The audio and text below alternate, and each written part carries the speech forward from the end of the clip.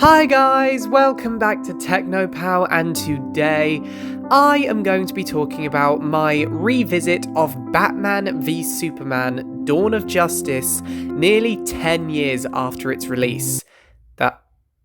That's wild, isn't it? 10 years since this film was released. I remember seeing all the posters for it. That's wild. Anyway, I recently sat down and rewatched Batman v Superman as a revisit to not only Ben Affleck's Batman, but also a revisit to the failed DCEU, which I felt would be interesting after watching James Gunn's Superman, which I thoroughly enjoyed. And so, in the hype of the new DCU, I am going to be taking a look with a fresh, more mature mind at this formerly hyped movie and break down what works, what didn't, and how the DCEU could have changed. And so, without further ado... Actually, I'll let the Joker say it this time. And here we go. Batman v Superman: Dawn of Justice picks up 3 years after the events of Man of Steel, and consists of the world and most of American politics divided over whether having Superman protect the planet is a logical choice, considering the fact that he has the potential to literally end all life on Earth. Superman's actions at Metropolis cause devastating effects on the lives of those involved in the cities nearby, which catches the attention of Bruce Wayne. Bruce believes Superman is a danger to humanity and begins surveilling the young Lex Luthor, who seeks to kill Superman with harvested kryptonite weapons. Meanwhile, Bruce encounters the mysterious Diana Prince and discovers the existence of other metahumans in various locations around the world who would later become the Justice League. Eventually, Martha Kent is kidnapped by Lex Luthor, forcing a fight between Batman and Superman, but eventually a team up with Wonder Woman to fight and kill Doomsday, whom Luthor created to kill Superman. Now, listen to me guys, the plot itself isn't actually that bad, at least in my opinion. I think the idea of a political debate over whether Superman is a safe option for the planet to rely on in times of crisis is an interesting route to go down. After all, the new DCU Superman faced the exact same debate, #supershit, and it does make a lot of sense for the government to debate whether putting their trust into something that is quite frankly beyond their understanding is a good idea. I think it's a very thought-provoking idea, and one that I think is brilliant for superheroes to be involved in. After all, Superman is a being beyond capable of stopping by conventional methods, so is his existence on Earth really a safe option for humanity? Although I will admit that sometimes the political debate can interfere with the progression of the story, and it can bounce back and forth between what kind of movie it wants to be. While I do think the film is visually consistent, I think it jumps between being a political debate and a superhero film. Also, it can be a bit dry to have to constantly listen to the government arguing about whether Superman is necessary, and given the fact that the film is already pretty bleak, I don't think it needs more bleakness, because that just makes it dry. Furthermore, the inclusion of Wonder Woman could have been handled a lot better. She only shows up a couple of times before the final fight, and even then her actual reasons for showing up when she does, they're never fully stated. Part of me knows that they were saving a lot of her characterization for the Wonder Woman film, but at the same time, they could have clearly explained her motivations for showing up in Metropolis without just dropping her in whenever they felt like it. That being said, I think she is a sight to behold, and watching her final fight in the final battle is an absolute glory. I mean, just look at this.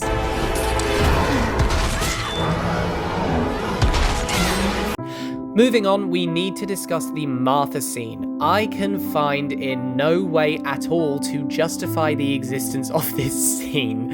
It's completely unnecessary, ironically funny, and it's just stupid. By this point, the entire film has been building up to a fight between Batman and Superman, and just as Batman is about to kill him, he discovers Superman's mother has the same name as his, and so he decides he'll be his best friend from now on. Now, Batman not wanting someone else to lose their family, that is understandable. After all, Bruce founded his persona to make sure what happened to him never happens to anyone else. So the aspect of him not wanting Clark to lose his mother, that makes sense. But the reason for it, his mother has the same name as his, that is ridiculous. Here's why. It's made clear from the start of the fight that Superman knows Bruce is Batman, As a reporter, it's Clark's job to research the people he encounters, so I'm going off the assumption that Clark knows what happened to Bruce's parents. The way to appeal to Batman in a fight is to use his PTSD against him, and Clark could have appealed to him by saying, "Lex Luthor has kidnapped my mother, I need you to help me, I know you know what it's like to lose a family," or something like that. That would have been so much better and would have made more sense for Batman and Superman to team up. But instead, we got this. Why did you say that name? It's his mother's name! It's his mother's name.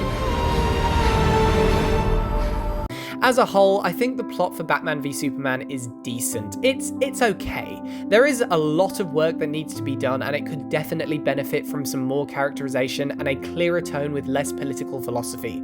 But on the whole, I think most of it actually flows quite nicely. It's just around the ending and some of the middle that needs some work. But other than that, it's a pretty solid story. Batman v Superman had a lot to take on, given the fact that it was not only the second film in the DCEU, but was the DCEU's debut of Batman. And I know there are several DC fans out there who have mixed feelings on Ben Affleck's interpretation of the Caped Crusader. But honestly, I have to say, after revisiting this film as a Batman superfan, I love Ben Affleck's Batman, and no, I am not afraid to admit it. I think this is an incredibly unique version of Batman. Bruce Wayne has been fighting crime in Gotham for 20 years, and I think Affleck does an absolutely brilliant job. This is a Batman who is broken. He is worn down and tormented, and understandably so. He's lost his parents, he's lost Robin. He's totally alone aside from Alfred. You can feel the history between the two of them when they talk, and you can understand how much Bruce has gone through over the years. Batman's hate of Superman and his distrust makes sense for his character. Bruce is famous for having immense trust issues, and him being distrustful of Superman is perfect. After all, Bruce was present for what happened in Man of Steel, and he saw all the destruction and chaos and death that the Black Zero event brought. People's families being torn apart is what Batman stands against, and him wanting to make sure Superman isn't available to harm anyone else is exactly the type of course-correct mentality that Batman would take. And that warehouse fight scene?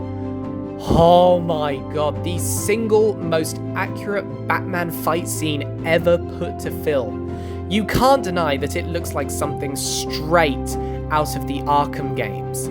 This is the most comic accurate Batman fight scene ever put to film. This version of Batman is very heavily inspired by The Dark Knight Returns by Frank Miller, and you can see that in his design and his physique. I also think Ben Affleck is just the best Bruce Wayne. He has the charm, the likability, and the occasional cockiness that you would expect out of a billionaire philanthropist. Well, pretty girl, bad habit, don't quote me. But also, Bruce is a man of the people.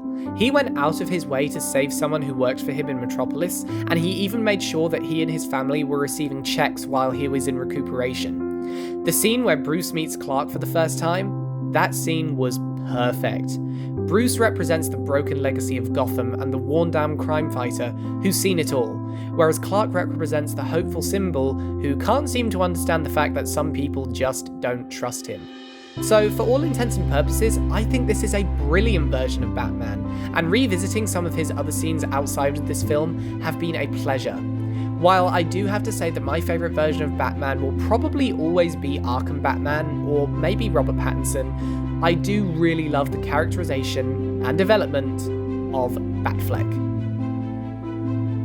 The film introduces a host of returning as well as brand new characters. There are cameos of the other members of the Justice League such as Barry Allen, Arthur Curry and Victor Stone, but the film's real claim to fame is the introduction of Wonder Woman. I've already stated previously in this video that I do think Wonder Woman could have been given a larger role and had far more characterization, since her role in the story is quite forced. That being said, I do love Gal Gadot's portrayal of the character. I think she captures the spirit of Wonder Woman quite well, even if she isn't the best actress. Kal-El, no! One of my biggest issues with the film, however, is Lex Luthor. Oh my god, this guy's a disaster. First of all, right, I have to say, that is not Lex Luthor. That's what happens when ChatGPT crosses the Joker, Riddler, and Jesse Eisenberg together. No offense to Jesse Eisenberg, I think he's a brilliant actor, but he is not the right choice for a villain of Lex Luthor's standing. I understand that Superman is new on the Metropolis scene, so it makes sense for Lex Luthor to be a younger man with more hair than is needed for him, but his personality of a cryptic clown with heavy psychosis is terrible. This is not the way that Lex Luthor should be handled at all, which is why I'm so thankful for James Gunn's portrayal of the character in the new Superman film. That, my friends, is Lex Luthor. But this version just sucks.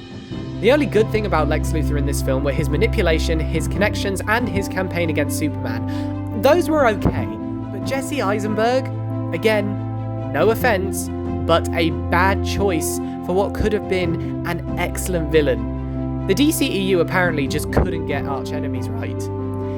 Ahem.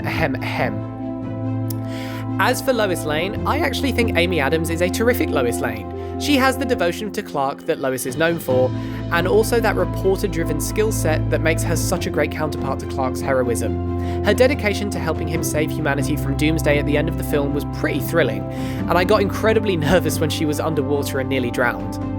As for Superman himself, I have always enjoyed Henry Cavill as Superman. First of all, he just looks the part. Henry Cavill has a natural Superman face. It's almost like one of those roles that an actor was just born to play. He portrays Clark's sense of justice, and you can really feel that this is a man trying to do what's right on a planet that is divided over his existence. Clark is deeply affected by the criticism he faces as Superman, but he doesn't let it stop him from doing what he believes is right. And that's the core of what Superman is. He's the symbol of hope and justice in a very dark world, and Henry Cavill brings that Boy Scout Superman charm crossed with a devotion to the ones he loves. And that's why I have to admit it made me very upset when Superman sacrifices himself in the end to save everyone. It's the perfect, exact way that Superman should go. The DCEU, as we all know, was a gigantic failure. I am very, very excited to see the new DCU that James Gunn is doing, because the Superman film was absolutely amazing. But revisiting the DCEU, I do have to say that it seriously had potential. It really did. Batman v Superman was an incredible introduction to Batman, but the problems with the DCEU I feel started here. The death of Superman is incredibly rushed. Even though the scene itself was perfect, it was way too soon to kill off Superman. This was only the second film in the DCEU, and killing off the hero who started it all only 3 years after his introduction, that's like the MCU killing off Iron Man in The Incredible Hulk. That's an incredibly stupid idea. The introduction of the Justice League was meant to be a tease for the Justice League film, and admittedly I think that was pretty effective. Could it have been done better? Yes, it's almost impossible to tell a perfect story when we really think about it, but it's better than them just showing up out of nowhere with no reason at all other than to introduce them. If they had let Superman live for just a little bit longer, and then maybe do the death of Superman later on down the line after they established a bit more trust and appreciation in the world, would have been a better idea. It would have been much more compelling for the Justice League to have resurrected him if they had all the time to get to know him and fight with him for longer than they did. But this is what we got, and then the franchise failed. But that's for a couple of reasons. Tonal inconsistency, lack of a proper schedule or plan, and directors coming in and changing things when they shouldn't have. Looking back at the DCEU, I think it seriously had a lot of potential, especially if they continued down the road of building up to the nightmare storyline that Batman kept dreaming about. I would have loved to see how they handled the nightmare evil Superman timeline, as it was heavily teased in Zack Snyder's Justice League as the future of the DCEU. I do hope that one day we get to see a version of that story put to screen, because I've always thought it was really interesting to see. I'm glad that James Gunn has come into DC Studios and revitalised the entire universe. I also want everyone to give the DCEU at least some credit for trying. Guys, we got to understand, DC is such a big project to take on, especially for the big screen. There's a lot of super iconic and lesser known characters, street and cosmic level threats, and a vast expansive universe that is incredibly challenging to capture in only 2 hours. I know that DC have had a messy organisation and have had their ups and downs, but they're juggling new methods of storytelling, constantly evolving comics, and service to their undyingly loyal fans. The DCEU, although it failed, was ultimately trying. It had its problems internally, but it was trying. Superheroes are a massive project for any filmmaker or studio to take on, especially ones as iconic and loved as those in the DC universe. There you have it, guys. That's my little video essay and rant on all of my fresh new thoughts on Batman v Superman: Dawn of Justice after I revisited it nearly 10 years after its release. This video was a lot of fun to make. I really do enjoy writing these little video essays for you guys to feast your minds on. So, hopefully you guys enjoyed, and I'll see you next time.